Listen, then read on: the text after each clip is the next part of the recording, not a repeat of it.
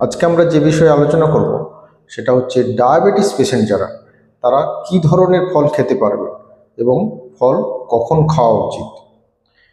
First হচ্ছে পেশেন্টের অনেক সময় মনের মধ্যে প্রশ্ন আসে যে ফল জেনারেলি মিষ্টি হয়, এই মিষ্টি জাতীয় ফল কি খাওয়া যাবে? ফলের মধ্যে সব ফলে কিছুটা মিষ্টি জাতীয় হয়। আমরা ফল খেতে ডায়াবেটিক পেশেন্টকে বলি, তার কারণ ফলের মধ্যে যে কার্বোহাইড্রেটটা থাকে সেটা হচ্ছে জেনারেলি কমপ্লেক্স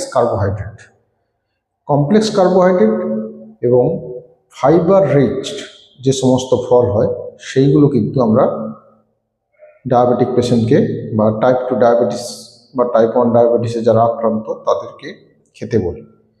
এই ফলগুলোর মধ্যে যেগুলো ফার্স্ট ধরুন হচ্ছে আপেল বা অ্যাপেল হচ্ছে কিন্তু ফাইবার রিচ ফ্রুটস, বা যেগুলো বেরি যেগুলো সাইট্রাস ফ্রুট বা টক জাতীয় ফল যেমন হচ্ছে লেবু, পেয়ারা, এগুলো কিন্তু আপনি খেতে পারেন।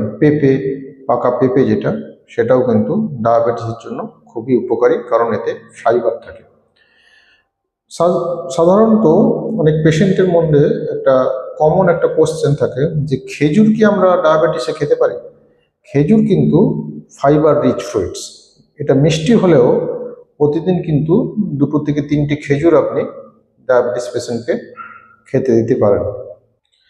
এছাড়া নাশপাতি জাতীয় ফল, কিউই ফল, ড্রাগন ফ্রুটস, এগুলো তো কিন্তু মিষ্টি জাতীয়, যেটা আমরা অনেক সময় স্টার ফ্রুটস বলি, যাকে কর ভাঙা যাকে আমরা বাংলায় বলি, এটাও কিন্তু আমরা ডায়াবেটিক পেশেন্টদের খেতে বলি। এবং যে সমস্ত ফলের গ্লাইসেমিক ইন্ডেক্স হাই, সেই সব ফলগুলো আমরা পেশেন্টকে জেনারেলি বারণ করি।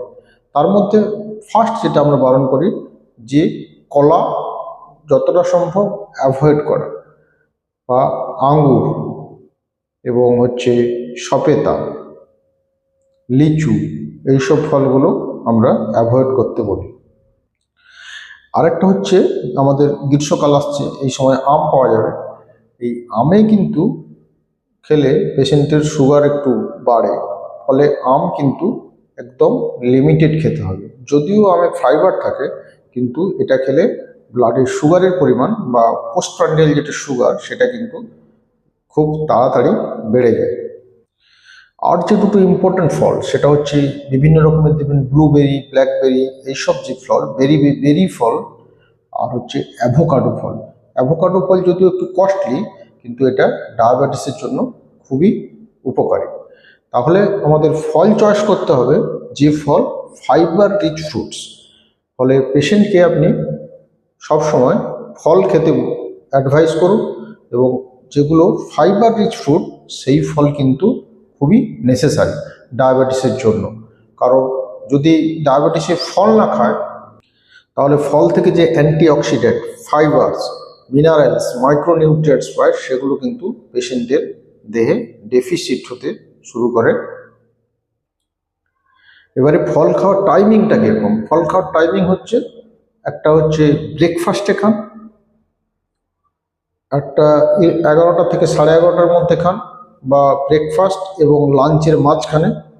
আরেকটা হচ্ছে আমাদের সন্ধ্যাবেলা, দ্যাটস মিন হচ্ছে 4টা থেকে 5টার মধ্যে। আর একটা হচ্ছে আফটার ডিনার।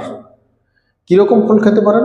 সকালবেলায় যে ফলটা আপনি প্রেফারেবল চয়েস করবেন সেটা হচ্ছে আপেল জাতীয় ফল বা নাশপাতি জাতীয় ফল, যেটা 11টার সময় যেটা আপনি কিন্তু একটা স্মল বা মিডিয়াম সাইজ একটা কলা খেতে পারেন, এবং তার সঙ্গে বেরি জাতীয় ফল, অ্যাভোকাডো ফল, এগুলো 11টার দিকে খেতে পারেন।